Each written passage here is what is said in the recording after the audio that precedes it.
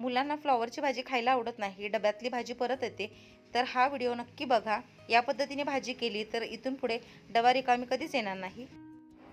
Praise the lord. Place food रेसिपीमध्ये आपल्या सर्वांचं खूप मनापासून स्वागत. तर रोजच्या सकाळच्या डब्यासाठी असू दे किंवा दुपारच्या जेवणासाठी असू दे, घाईघाईमध्ये कोणती भाजी बनवायची हा मोठा प्रश्न पडतो. तर आज मी तुमच्यासोबत फ्लॉवर, मटर आणि बटाटा यांची अगदी झटकीपट, कोणत्याही तयारीशिवाय अगदी सोप्या पद्धतीने कमी वेळेमध्ये पण तितकीच चवीला भारी अशी भाजी कशी होते ती बघणार आहोत. तो फ्लॉवरचे असे तुरे काढून घेतलेले आहेत, बटाटा कट करून घेतलेला आहे आणि हे आहेत हिरवे मटार. तर आता मटारचा सीझन आहे, त्यामुळे मटार जास्तीत जास्त आपण वापरू शकतो. एका कढईमध्ये तेल गरम करायला ठेवलेलं आहे.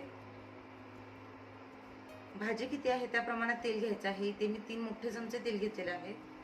तेल गरम झालं की यामध्ये अगदी थोडीशी मोहरी घालणार आहोत आणि थोडे जिरे. ते जिरे मोहरी चांगले तडतडून घ्यायचे आहे.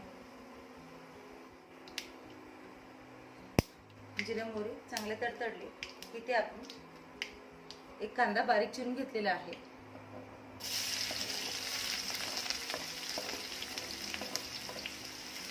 कांदा छान परतून घ्यायचा आहे.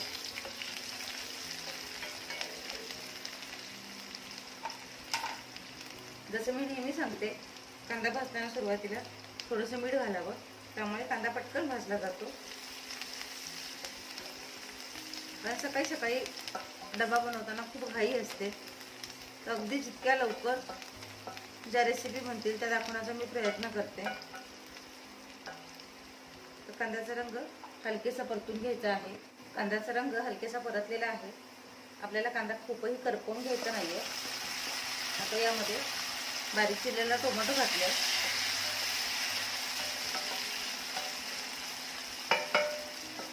टोमॅटो विरघळून घ्यायचा, म्हणजे छान असा मऊ होईल इतपत तो शिजवून घ्यायचा. टोमॅटो हलकेसा परतलेला आहे, भाजीसोबतच छान शिजणार राहिलेला.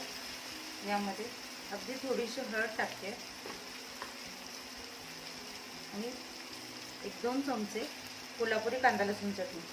यामुळे बाकीचे कोणतेच मसाले घालण्याची गरज लागत नाही.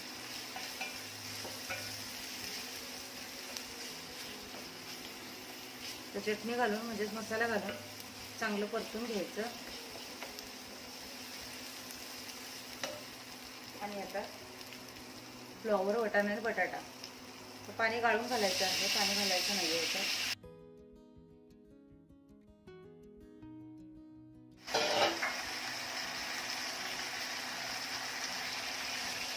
छान मिक्स करून घ्यायचं.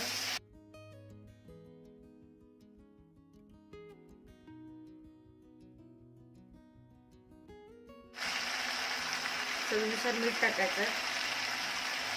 कांदा भाजताना आपण थोडंसं मीठ टाकलं होतं, त्यामुळे मीठ टाकताना शक्यतो जपूनच टाकायचं.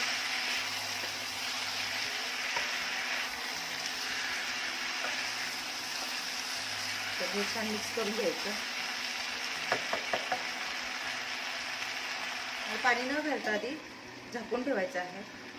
तर बऱ्याच लोकांना फ्लॉवरची भाजी खायला आवडत नाही, विशेष म्हणजे लहान मुलांना देखील फ्लॉवर आवडत नाही.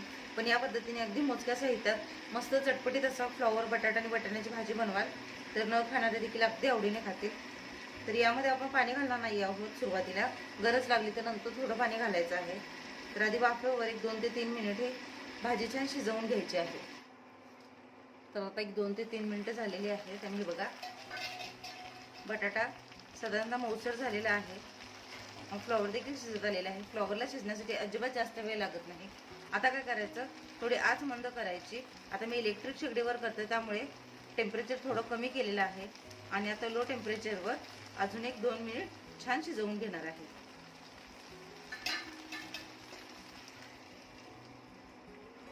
तर डब्यासाठी किंवा जेवणासाठी अशी जी सुकी भाजी बनवते, तुम्हाला जर याची रसभाजी बनवायची असेल तर यामध्ये तुम्ही अर्धी वाटी किंवा 1 वाटी गरजेनुसार किंवा हवं तितकं पाणी वाढवू शकता. तर 1 मिनिट झालेलं आहे आणि बघा भाजी जवळपास शिजतच आलेली आहे. फक्त इथे काय करणार आहे, मी अगदी थोडंसं पाण्याचा शिंतोडा मारणार आहे फक्त. तर पाणी जास्त घालायचं नाही आहे, हलकेसं पाणी घालायचं. जेणेकरून बटाटा शिजण्यास मदत होईल. पुन्हा झाकून ठेवून 1 मिनिटभर छान शिजवून घ्यायचं आहे. तर आता चेक करून बघूयात. हे बघा, भाजीतलं पूर्ण पाणी आटलेलं आहे. आपण मुळात पाणी जास्त घातलंच नव्हतं, पण छान वाफेवर भाजी मस्त शिजलेली आहे. तर दिसायला देखील कलर किती छान दिसतोय ते बघू शकता. अशा ही रेसिपी तुम्हाला आवडली असेल तर अगदी सोप्या पद्धतीने 5 ते 6 मिनिटांमध्ये भाजी तयार होते. या पद्धतीने एकदा नक्की करून बघा. न खाणारे देखील आवडीने खातील, मुलं देखील अगदी मागून खातील. चॅनलवर नवीन असाल तर सबस्क्राईब करा, लाईक करा, शेअर करा आणि सगळ्यात महत्त्वाचं म्हणजे जी काही बेल आयकॉन दिसते म्हणजेच घंटी दाबायला अजिबात विसरू नका. भेटूया नवीन रेसिपीसह. तोपर्यंत स्वस्त राहा, मस्त खा आणि माझे व्हिडिओ बघत राहा.